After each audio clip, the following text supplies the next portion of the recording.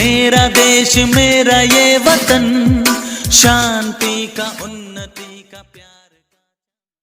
Success institute channel में आपका एक बार फिर से स्वागत है। यहाँ हम लेकर आए हैं class 10th real number math 1.3 chapter first का। तो आप देखते हैं यहाँ सिद्ध कीजिए कि √5 एक अपरिमेय संख्या है। इसको सिद्ध करना है ये एक अपरिमेय संख्या है कि नहीं है। तो आइए देखते हैं क्वेश्चन कैसे हम सॉल्व करते हैं। यहाँ पर देखें, माना सबसे पहले हम करेंगे, माना √5 एक परमेय संख्या है, परमेय संख्या है।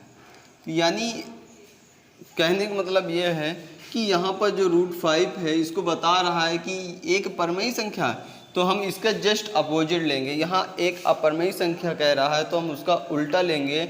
यहाँ पे माना √5 एक परमेय संख्या है। जब परमेय संख्या होता है उसको a/b के रूप में हम लिख सकते हैं। तो हम इसको क्या लिखेंगे, √5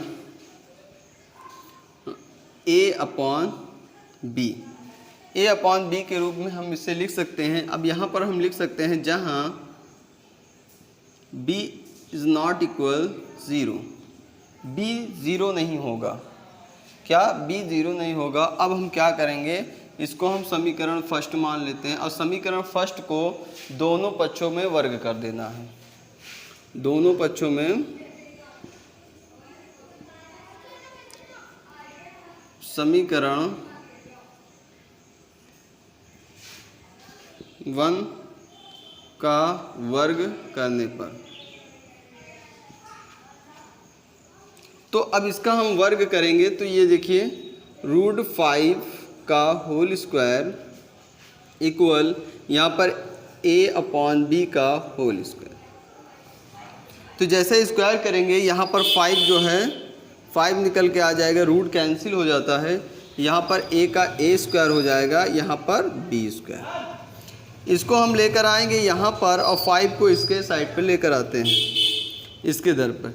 तो यहाँ पर जाएगा, ये ऐसे हो जाएगा 5b स्क्वायर बराबर a स्क्वायर। ये हम क्या मान लेते हैं और आगे चलते हैं। यहाँ 5 इससे डिवाइड करते हैं, b स्क्वायर बराबर a/5। अब हम यहाँ पर लिखेंगे थोड़ा सा, जहाँ a स्क्वायर 5 से विभाजित है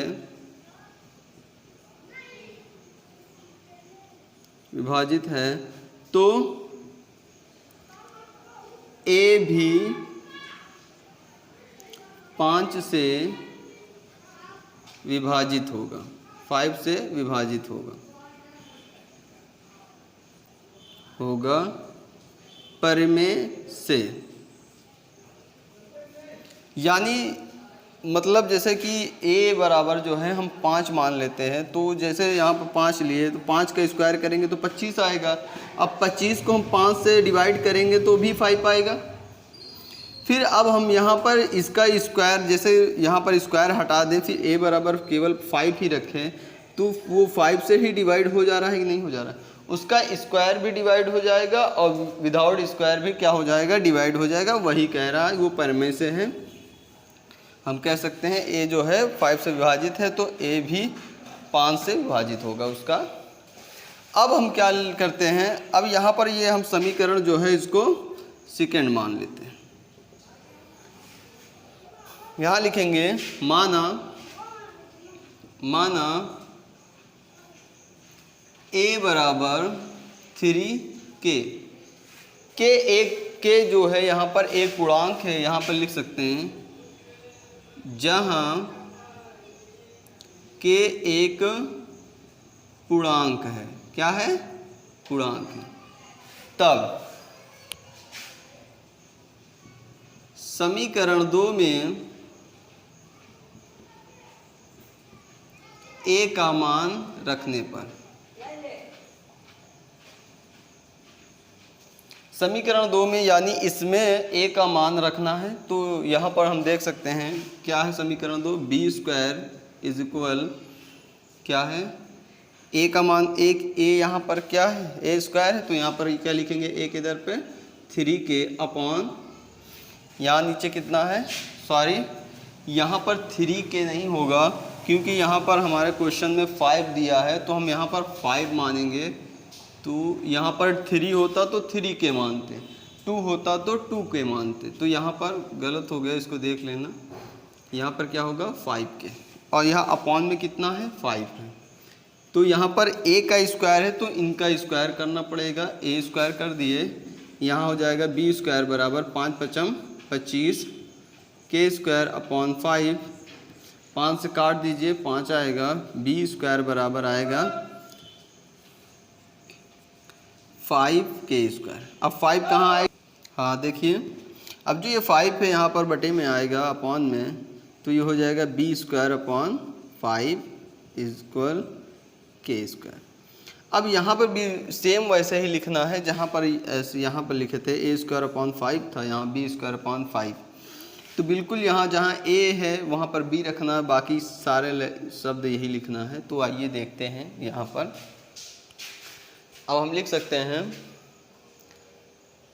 जहाँ क्या है, b स्क्वायर 5 से विभाजित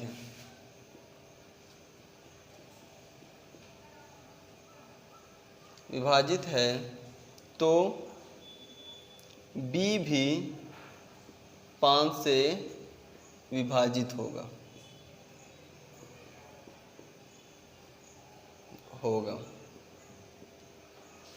अब देखिए जहाँ b स्क्वायर 5 से विभाजित है तो b भी 5 से विभाजित होगा। अब देखिए यहाँ पर हो गया। अब हमें नेक्स्ट स्टेप ये देखना है, समीकरण 2 और समीकरण इसको 3 मान लेते हैं। तो यहाँ पर देखिए समीकरण 2 में भी और समीकरण 3 में भी यहाँ बटे में कौन आ रहा है, 5 आ रहा है, यहाँ भी क्या आ रहा है, 5 आ रहा है। तो हम यहाँ लिखेंगे अतः समीकरण 2 और 3 में उभयनिष्ठ गुणनखंड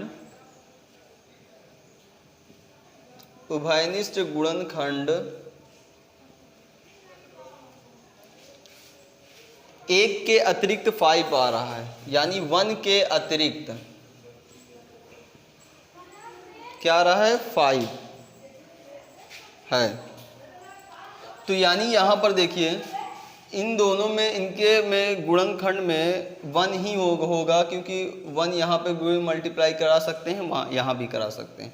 तो इसमें यहाँ पर हम देख रहे हैं, तो यहाँ पर हमें ये मिल रहा है समीकरण 2 और 3 में 5, एक मतलब 1 के अतिरिक्त भी एक नई संख्या मिल रहा है, क्या मिल रहा है, 5। इससे हमें यह विरोधाभास प्राप्त होता है, इससे यह विरोधाभास प्राप्त होता है, यह त्रुटिपूर्ण कल्पना के कारण हुआ है। इसलिए √5 एक अपरिमेय संख्या ही होगा, √5 एक अपरिमेय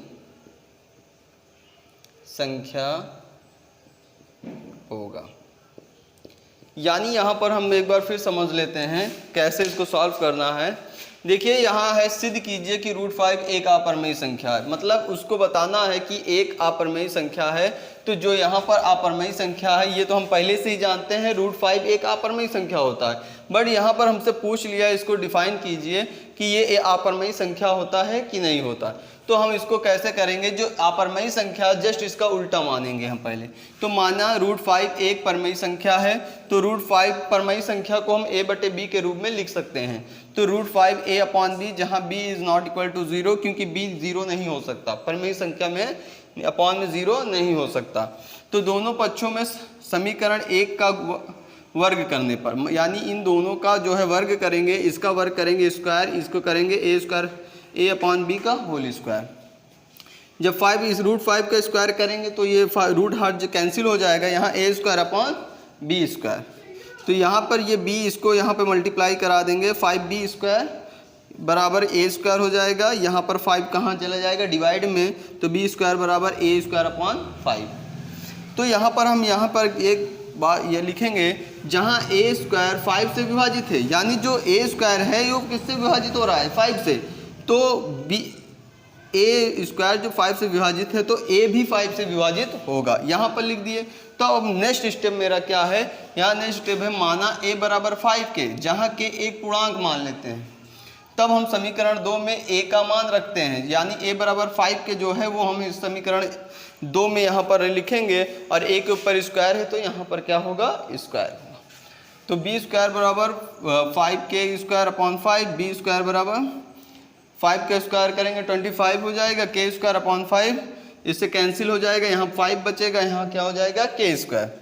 तो b स्क्वायर अपॉन 5 बराबर कितना है के स्क्वायर, ये समीकरण 3 हो गया। यहाँ वही बात बोल लिखेंगे जो ये है, बस अब यहाँ पर क्या है b है।